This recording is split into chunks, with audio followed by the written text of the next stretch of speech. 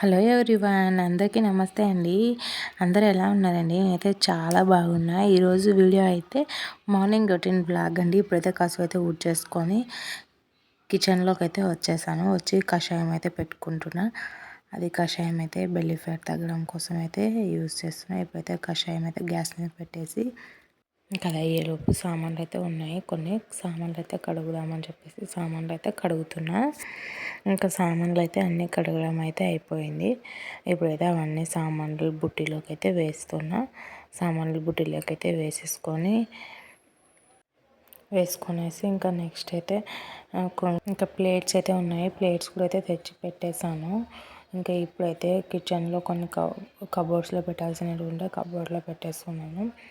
కబోర్డ్లో పెట్టేసిన తర్వాత కషాయం అయితే రెడీ అయింది. కొంచెం కౌంటర్ టాప్ పైన అన్నం పడి ఉంది, అందుకని కొంచెం క్లీన్ చేసుకొని కషాయం అయితే అయ్యిందని చెప్పేసి గ్యాస్ అయితే ఆఫ్ చేసుకొని గ్లాస్లోకి అయితే వడపోసుకుంటున్నా. ఇప్పుడైతే గ్లాస్లో వడపోసుకున్న తర్వాత కొంచెం అయితే బెల్లం అయితే వేసుకోవాలి, అలానే తాగడానికి అవ్వదు.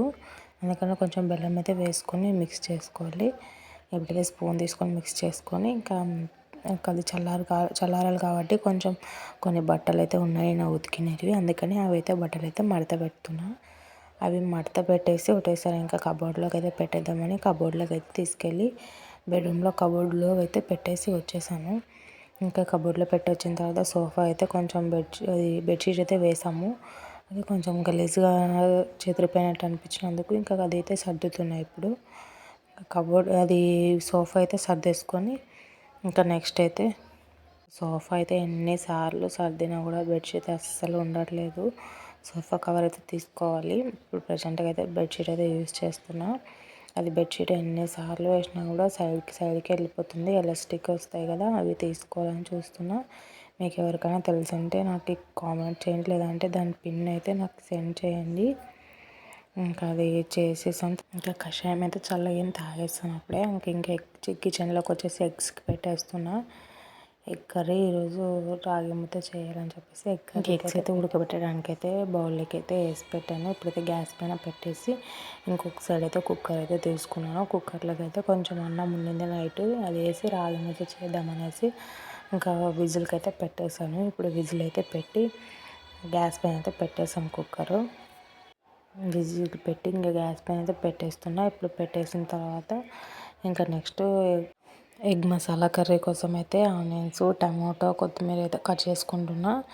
ఫస్ట్ అయితే ఆనియన్, టమాటో అయితే కట్ చేసుకునేసి ఇంకా గ్యాస్ పైన కడాయి పెట్టి కడాయిలోకి అయితే కడాయి కింద అయితే మంట పెట్టేసుకొని గ్యాస్ ఆన్ చేసుకున్న తర్వాత ఇంకా అవైతే ఆనియన్స్, టమాటో కట్ చేసుకున్నవి అయితే కడాయిలోకి అయితే వేసేస్తున్నా.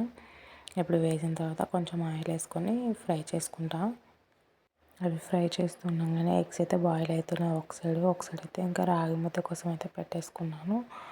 ఇంకా దానిపైన మూత అయితే పెట్టేసి తర్వాత కొత్తిమీర అయితే కట్ చేసుకొని కడుక్కుంటున్నది.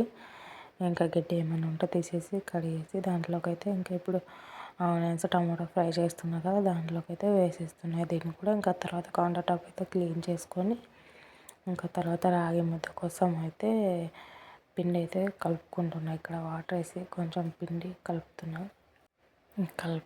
కలిపేసి తర్వాత కలపడం అయితే ఇప్పుడైతే అయిపోయింది.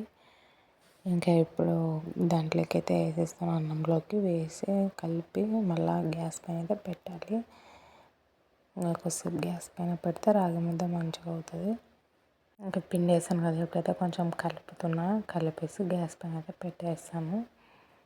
అయితే చూడండి గ్యాస్ పైన అయితే పెట్టేసాను. ఇంకా పెట్టిన తర్వాత కొంచెం ఉప్పు వేద్దామనేసి కొంచెం ఉప్పు అయితే వేసాను. ఆల్రెడీ అన్నంలోకి వేసాను, ఇప్పుడు మళ్ళీ కొంచెం తక్కువ వస్తుందని వేసాను. ఇంకా మసాలా కోసం అయితే మిక్సీ పట్టుకుంటున్నా. ఇందాక వేయించినవన్నీ మిక్సీకి పట్టుకుంటున్నా.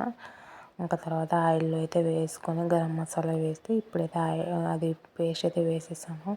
అది పేస్ట్ ఇలా అంత అయిన తర్వాత ఎగ్స్ వేసేసి కొన్ని వాటర్ వేసేసి ఎగ్ మసాలా కర్రీ అయితే రెడీ అయిపోయింది. అప్పుడే రాగి ముద్ద అయితే చేశాను. ఈరోజు టిఫిన్ అయితే మాది ఇది. మరి మీరేం తినాలనేది కామెంట్ చేయండి.